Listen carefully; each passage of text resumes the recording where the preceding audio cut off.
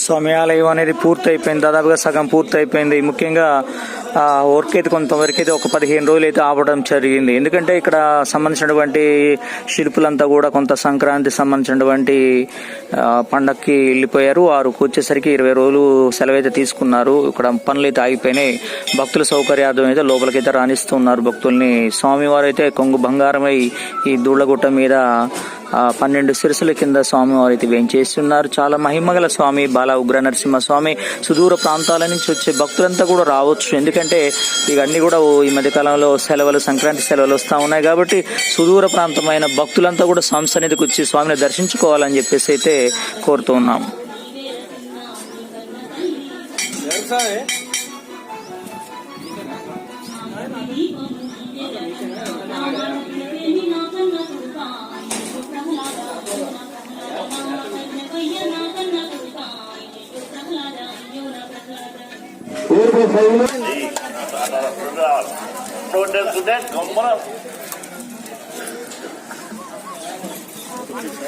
ఎర్రవరం బాల ఉగ్ర నరసింహ స్వామి సన్నిధానంలో చూడొచ్చు. ఈరోజు శుక్రవారము స్వామి సన్నిధానానికి మాత్రం వేలాది మంది భక్తులైతే స్వామి సన్నిధికి చేరుకున్నా ఉన్నారు.